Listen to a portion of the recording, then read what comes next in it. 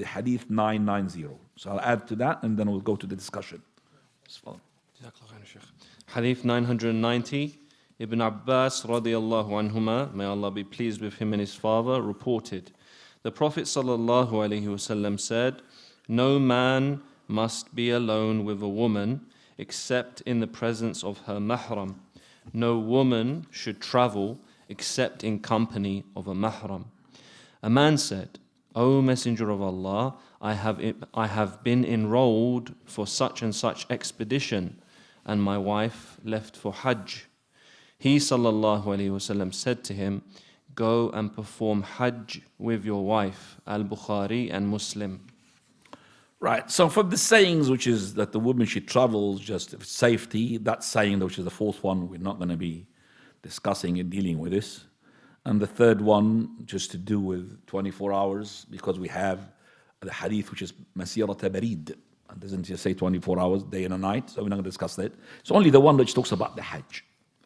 And this hadith is a refutation to those who said that the woman can travel without a mahram. If she hasn't got any mahram, her husband, she's not hasn't got a husband, her husband died, she has got no mahram, she wants to do the Hajj, if there is a company of women who are trustworthy, she could go along with them. This is, as I said, the madhab of Al-Maliki and Al-Shafi'i. And they based upon their proof upon the dha'ina. You remember the woman, the traveling from Hadramaut to Mecca. We need to refute this argumentation. With this hadith which is in hand, that's a very strong proof. This hadith which says that the Prophet ﷺ, he first of all made it haram for a man to be with a woman whom is halal to marry on their own. It's not allowed. That's whether traveling or not traveling. Here alone means that they could talk while nobody can hear. That's what it means, khalwa.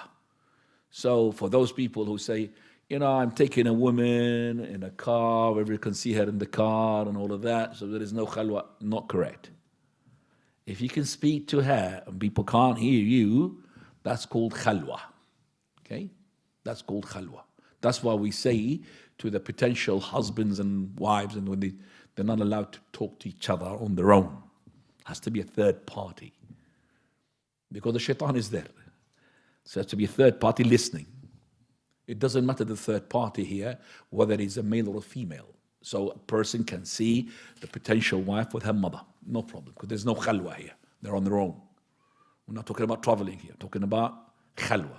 So if the woman, she has a third person, then as long as the third person is sane and adult. Because if there's a child or he's insane, it will not be a person considering to take the khalwa. Khalwa means being your own.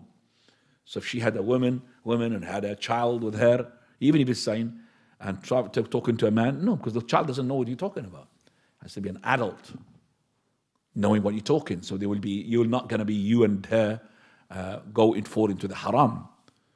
That you will have some sort of shyness. You'll be scared, basically. That's the whole thing, to protect.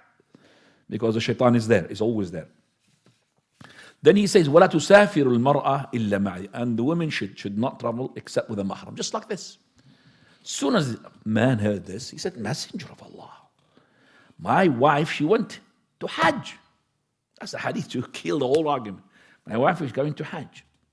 And now I have been already signed up for such and such ghazwa. That means jihad. Ghazwa means an invasion.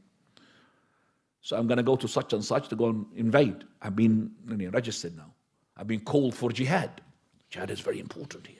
But of course, this is the jihad of naql da'wah, to take the da'wah Islam outside. It's not daf'u-sa'il, which is the people who are enemies attacking the Muslims. Then you have to face the enemies and make jihad without even the permission of your parents. Do you understand? Because you need to protect them.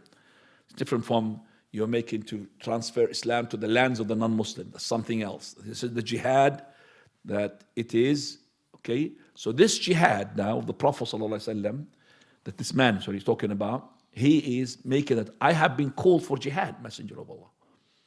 And my wife, she's already gone to Hajj. So the Prophet ﷺ said, انطلق فحج مع مرأتك. Forget about jihad. and go and make Hajj with your wife. Here we have a principle that Imam Shafi'i had deduced, he had extracted from so many ahadith and from the ayat of the Quran. Imam Shafi'i rahimahullah in his book Risala, he had made the usul al-fiqh, first one, the usul al-fiqh. So he says, ترك الاستفصال في موقع الاحتمال, that is, if the Prophet of Allah does not ask for details in a time where there is a possibility, it could be this, it could be that, he did not question the details, then فإنه ينزل منزلة العام. This will be regarded as a general rule. So when this person, he said to the Prophet of Allah, my wife, she was going to Hajj. She's going to Hajj. And I am at the moment recorded to go to such and such battle for jihad. So the Prophet of Allah, he did not ask him when there is, it could be that this woman, his wife, traveling with a companion woman. And most of the women at those time, they are all of them trustworthy. Companion women. So he could have asked them, is she traveling with one or two? Because the madhab al-Shafi is 5 women. 5 women. She traveling with 5 women, 4 women, 6 women, 7 women, or she traveling with 1 woman? He did not ask. And he said to him, leave the jihad straight away, go and make Hajj with your wife. So that's why the principle says, ترك الاستفصال في مقام الاحتمال ينزل منزلة العام في المقال. So that's principle, you memorize it always. When the Prophet of Allah did not ask for details, and this is khalas, general rule. So the wife, the woman, she may not travel without a mahram, even to Hajj. Even to Hajj. Even if she has got no mahram. Because if she hasn't got a mahram, then the Hajj becomes not compulsory upon her. Hajj becomes compulsory upon the person for the male, with less one condition on the female. The male, he has to be a person who is, first of all, aql, sane. Number 2, Muslim, has to be Muslim. So Muslim, aql, sane. Okay, adult. If he's not an adult, it's not compulsory to make him Hajj. Adult, he's an adult. Also, on top of that, that he has the means. He has the means. He have surplus money to do that. It's not poor. He's able to do that. Or somebody had given him the money, no problem. So he's got the means, Zadu al-Rahila. And also he is having free from anything that would, take him or stop him from doing so. Like for example, ill, his broken leg, or the route is not safe. They said there is, some sort of bombardment of that area. I can't go across the area. It'll be not safe. So if you're free from that, then it becomes compulsory. But for the women, we add another condition. And that is, what? Mahram. Another condition that she has to have a mahram. She hasn't got a mahram, it's not compulsory upon her. So she will be sinning if she's gone there. She wants to take, we're not going to say her Hajj is invalid if she traveled without a mahram. We can't invalidate the Hajj. We don't have the power for that. But we will say that she's a sinner.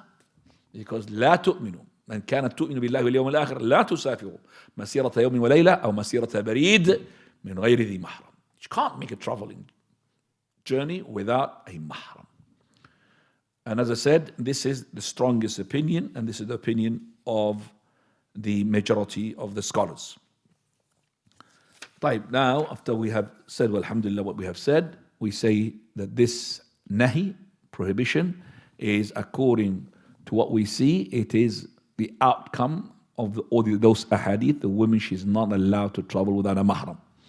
Also, that those people who are making the following bid'ah, and I've seen it when I was at my time, al-mu'akha, that this woman, she's traveling, so she will go with a person who's a man, and they make some sort of brotherhood. You are my sister, and she would say, you are my brother, just for the traveling.